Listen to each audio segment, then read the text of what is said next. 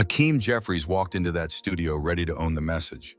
But Zohran Mamdani brought the one thing Jeffries couldn't deflect: cold, documented truth. Within minutes, the smiles faded, the talking points collapsed, and what followed left CNN in stunned silence. A hidden contract, a quote Jeffries hoped was long buried, a question he couldn't or wouldn't answer. This wasn't a debate, it was a reckoning, broadcast live, and the fallout just beginning. Before we go deeper, make sure you're tuned in, because what Mamdani revealed could rewrite the version of New York politics you've been fed for years. Jeffries came in polished, prepped with the usual lines.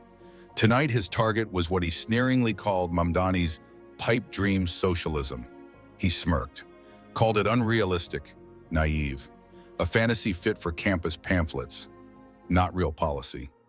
The CNN host nodded, half distracted, ready to move on. But then the tone shifted. Zohran Mamdani leaned in. He hadn't spoken yet, just listened, patient, precise, not once interrupting. Now, as the camera zoomed in, he raised a finger, not to argue, to ask. "Leader Jeffries, are you finished?" He asked it calmly. Jeffries blinked, caught off guard by the stillness in Mamdani's voice. It wasn't loud, it wasn't dramatic, but it landed. What came next? Not on anyone's script. Mamdani didn't go for theatrics. No shouting, no viral sound bites, just facts, laid down like a scalpel. He opened a folder, pulled out a printed report. HUD data, city council budget reports, census figures. Line by line, he laid it out. How real estate subsidies and tax breaks for developers had skyrocketed homelessness, driven up rent, and drained funding from public housing. How the same affordable housing projects Jeffries had praised were funded through backdoor deals and failed to deliver affordability. Then came the turn.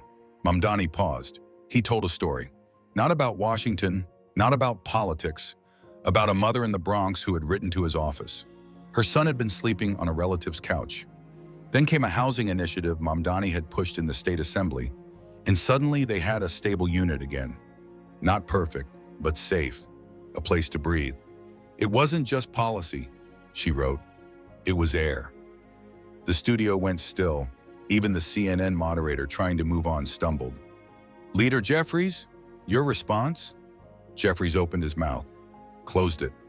Cameras caught everything. And the thing is, no one in that studio realized this was only the beginning, because buried under Mamdani's folder, right beneath that letter, was a document no one expected. Not Jeffries, not the producers, not even the host. Once revealed, it would flip the entire conversation. But first, one more beat. Mamdani stayed steady. While Jeffries shifted in his seat trying to recalibrate, Mamdani opened the folder again. This time he pulled out a document stamped in black ink. Budget Appropriations Summary. No colors, no highlighters, just plain facts, and a few red circles in pen. He read aloud. Page 14, line 3, $2.4 billion allocated to developer tax incentives under the Housing Finance Agency, FY 2021. Then he looked up. "You voted for this, Leader Jeffries?" Jeffries stiffened. Mamdani flipped again. Page 22, increased NYPD surveillance budget for so-called public housing safety upgrades. Funded, backed by 19 Democratic members, including your office. He let the number hang in the air.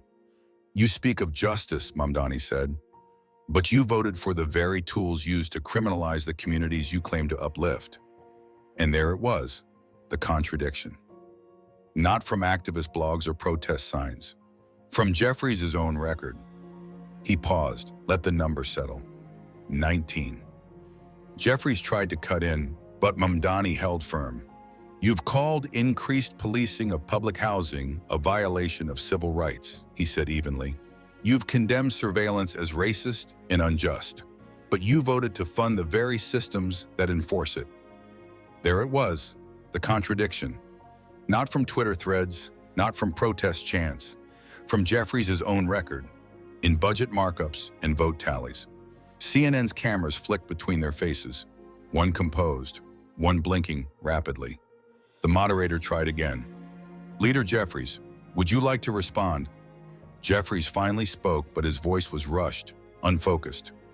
"These were complex negotiations. We needed compromise. Context matters." Mamdani didn't smirk, didn't flinch, he just nodded, then slowly closed the folder. "Context does matter," he said, "especially when you've spent the last 4 years pretending none of this ever happened." Silence. Then Mamdani shifted. He didn't keep swinging. He stepped back and told another story. "There's a tenant leader in Crown Heights," he began. "Not a politician, not even politically active. Just a mother of 3. For years she begged the city to fix the mold in her Nwaichi unit. They never did. But then she read about a $400 million safety upgrade funded for her complex. Only thing that changed? More police, more cameras, same mold."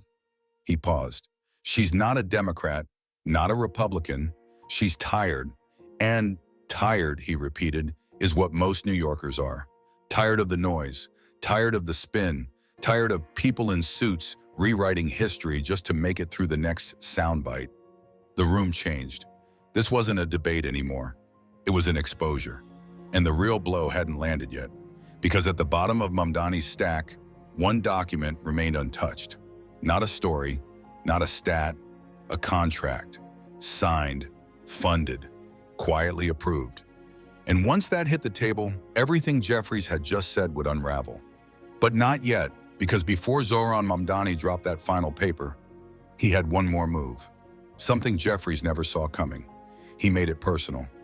Mamdani turned to him directly, not with anger, not with disdain, with disappointment. "You have called increased public surveillance in housing a necessary evil. You've told New Yorkers it's about keeping them safe. But once, not so long ago, you told a different story." Mamdani reached into his pocket. Not the folder, his jacket. He pulled out a worn, folded sheet, unfolded it carefully, held it up. A quote dated 2011, signed by Hakeem Jeffries, then a state assemblyman. "Mass surveillance is the enemy of freedom. Policing without accountability is not public safety. It is control." The studio's air grew thinner. Mamdani didn't yell it. He read it like a memory. "You said that," he continued softly. "I was still in college when I first read it. And I remember thinking, finally, a Democrat who's willing to speak the truth." Jeffries tried to interrupt, but Mamdani raised a hand. "I'm not here to play gotcha, leader. I'm here to ask, what changed?" Jeffries' lips tightened. Mamdani pressed on. "Because the tenants in Crown Heights haven't changed. The public defenders, the subway riders, the kids coming home to locked stairwells and broken elevators. They still believe what you said back then." He turned to the camera now, "and they deserve to know whether you still do." This wasn't about policy anymore. It was about trust. Jeffries leaned forward, trying to explain. He muttered about shifting demographics, new safety concerns, political realities, but none of it ended. Every word sounded smaller than the one Mamdani had already read out loud. "Policing without accountability is not public safety, it is control." CNN cut to the audience. And across the country, viewers watched something unravel in real time. A narrative many had accepted for years, beginning to crack. Then Mamdani said something unexpected. "I'm not here to defend every activist chant or every protest sign," he began quietly. "But I will defend one thing." He paused. "The right of New Yorkers to know where their leaders actually stand." Then he folded the quote again, the one Jeffries himself had signed, and placed it gently on the desk between them. "This isn't just about housing.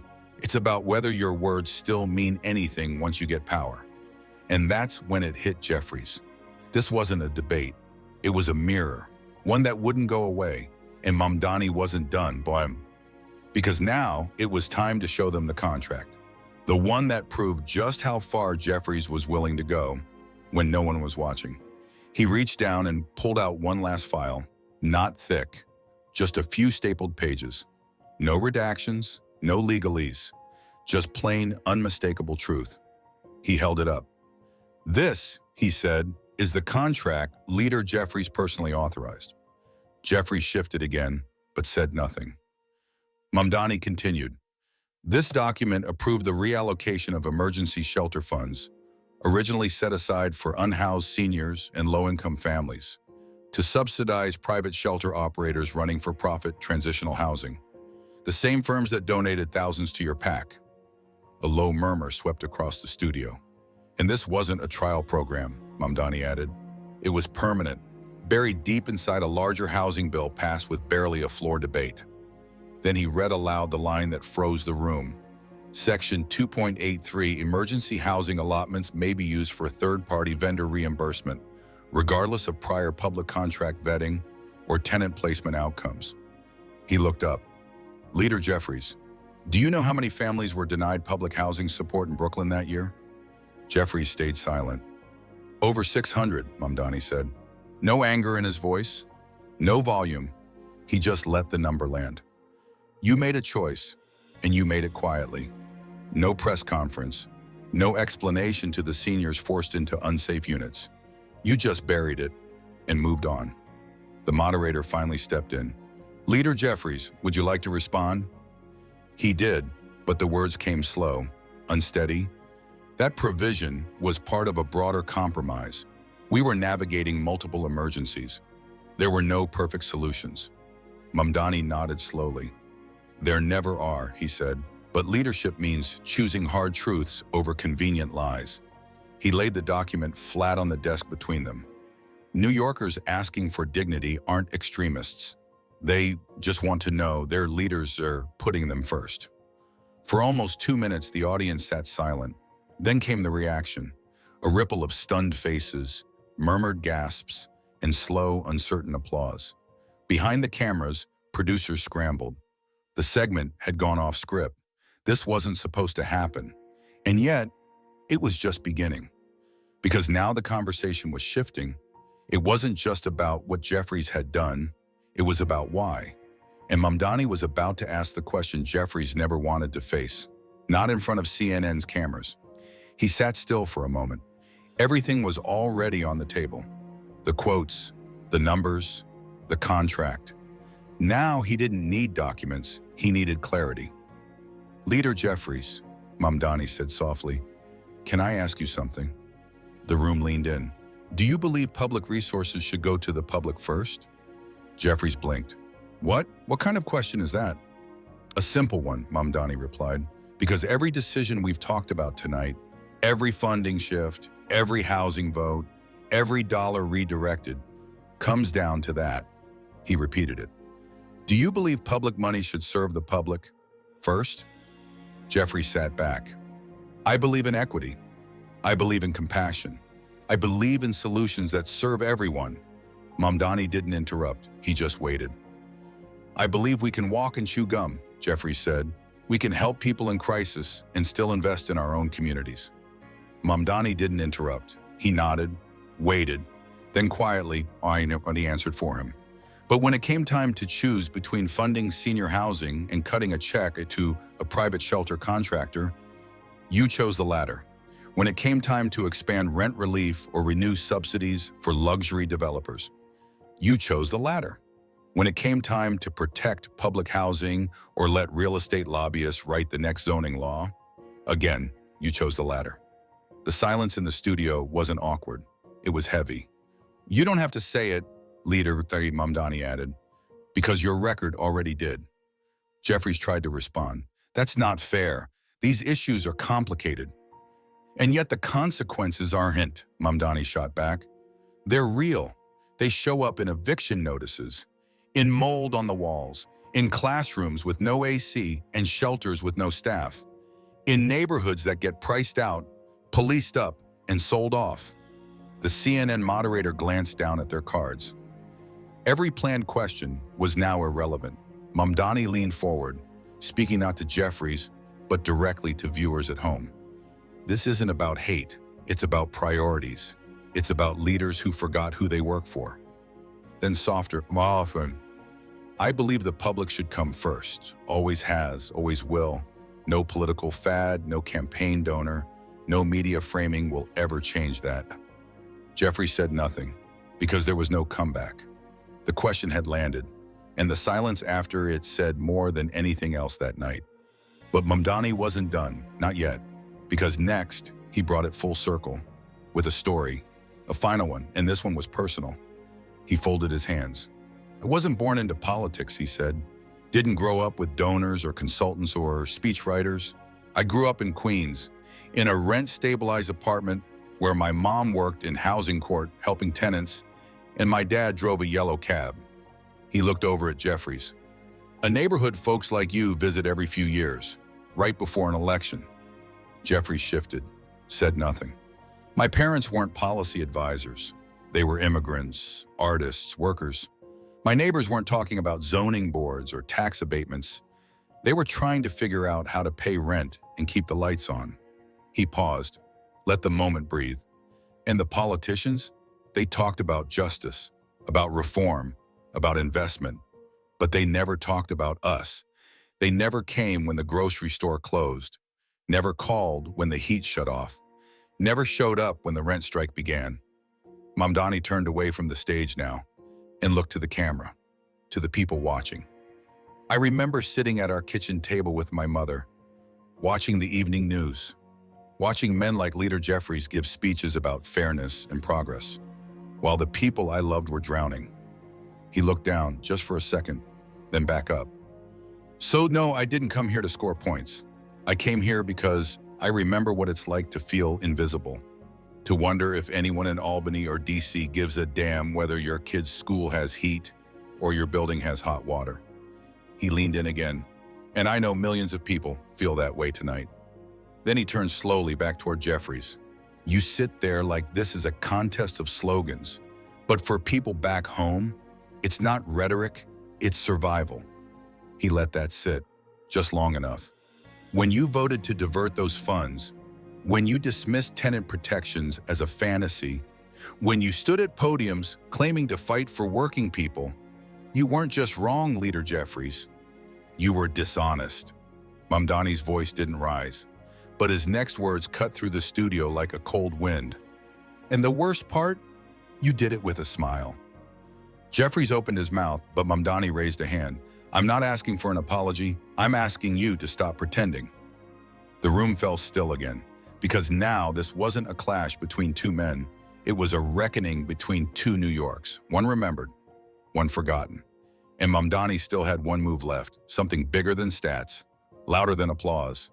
And it arrived not from him, but from the room itself.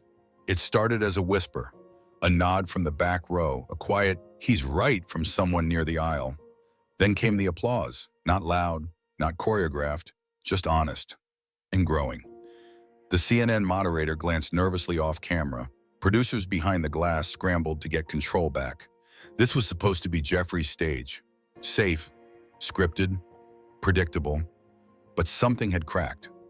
Because the audience, both in the studio and watching at home, wasn't responding to polish or party lines.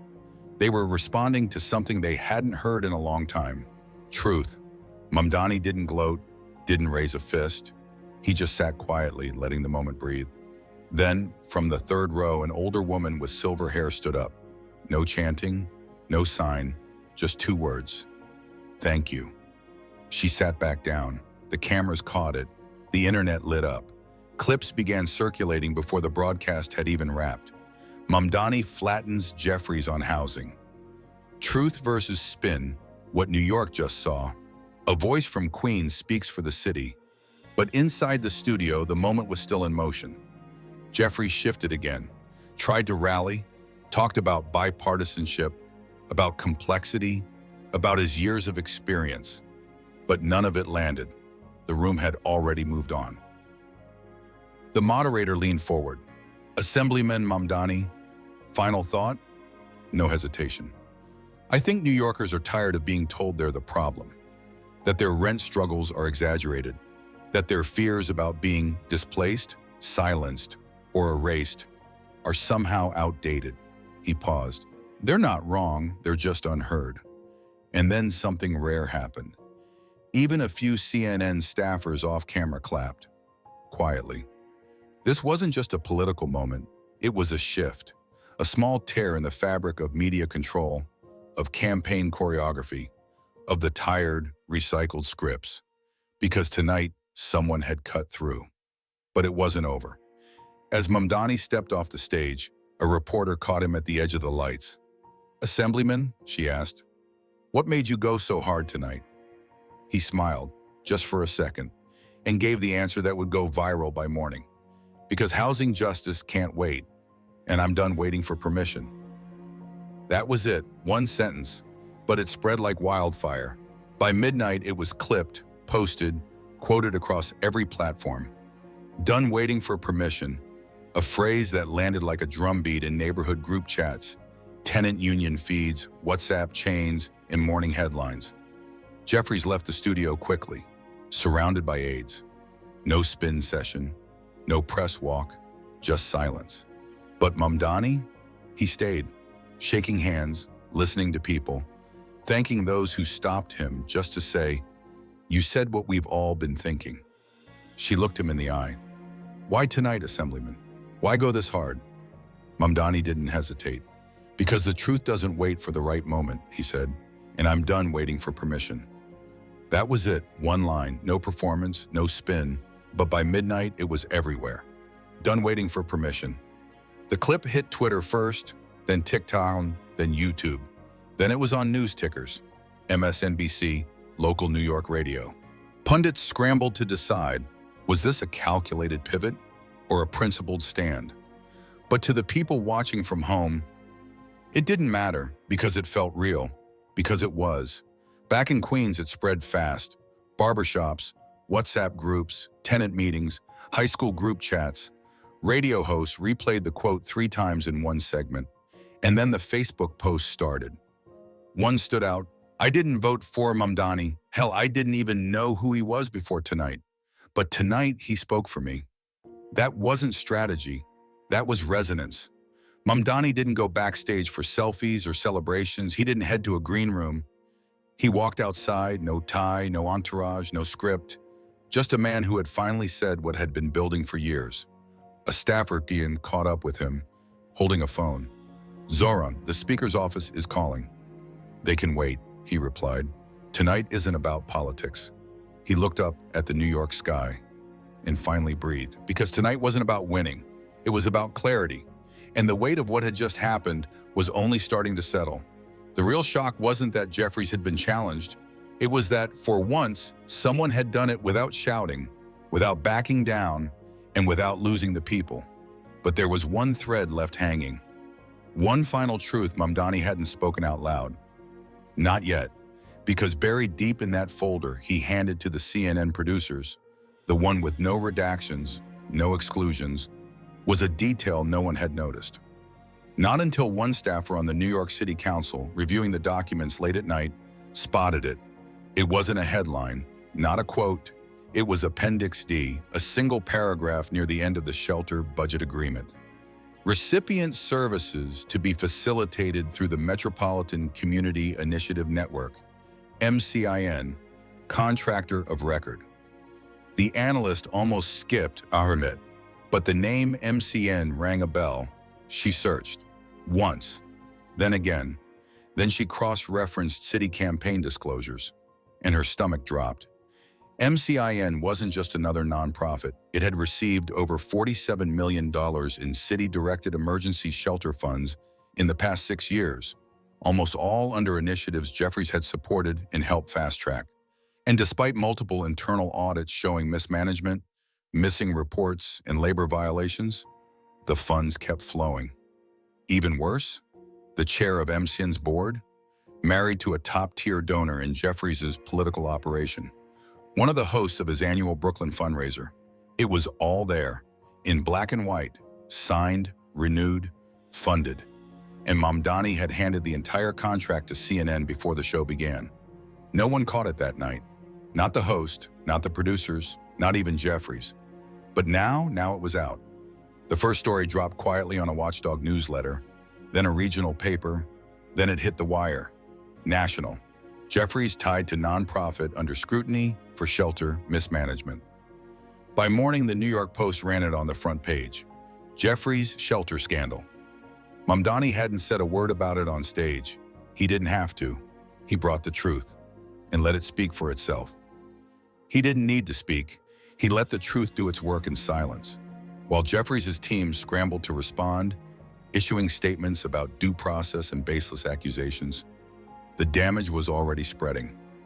Mamdani said nothing. When a reporter asked if this was all planned, he gave a short reply. "I just brought the facts. What people do with them, that's up to them." But everyone knew what was coming.